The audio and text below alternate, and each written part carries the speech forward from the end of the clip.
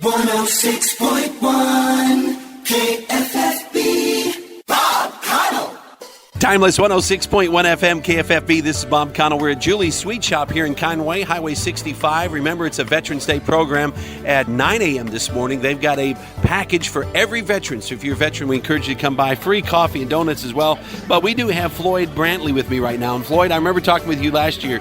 You are so unique because you served in World War II, Korean, and also Vietnam War. And that's got to be a first for me to be an interview for a veteran. Thank you very much. It's been a long ride, but I am doing outstanding. Still ride my bicycle, still work out, and but I was in Little Rock last September.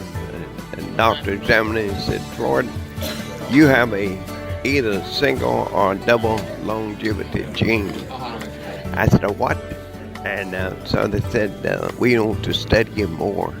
Could you come back to Little Rock?" I said, "Yes." She said, "Come soon."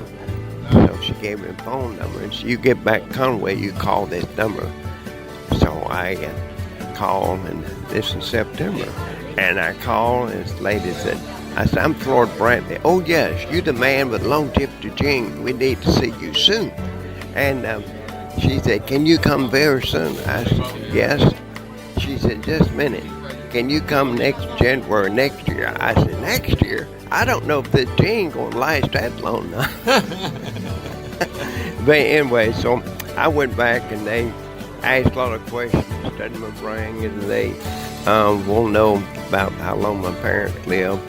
And then the COVID-19 hit, so that kind of stopped that. Right. But anyway, I just turned 96, and I still go and work out and stay active.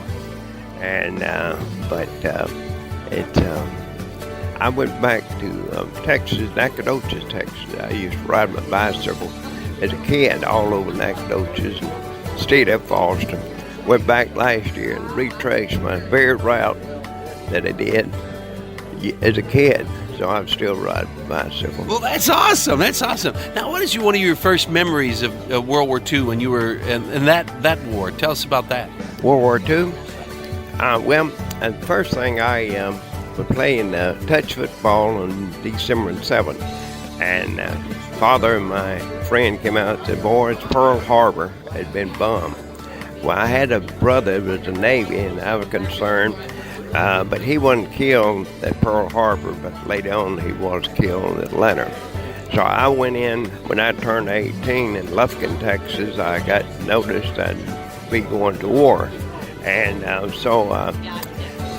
the draft board at the bottom said, "Mr. Brantley, we will defer you to the end of the school year if you'd like." Well, I still couldn't finish.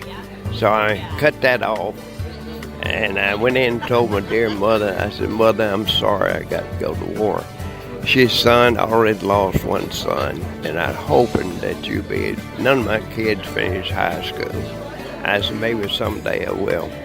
So I cut that off, and I went and I trained in the medics. And when I had time overseas, I pulled that little sheet of paper out. I could still be in the Lufkin, Texas high school, but yet. Anyway, so I went through the war and take care of the people when they shot up, and quite experience on that. And then I came back and I was 20 years old. I went back to high school. There was 13 veterans, and only 3 stayed with it. So I finally graduated high school. Then went to Steve Foster, and then I transferred to Baylor University. Well, that is fantastic. Well, we appreciate you for your service, and thank you from all of us at Timeless 106.1 FM. Okay, thank you very much.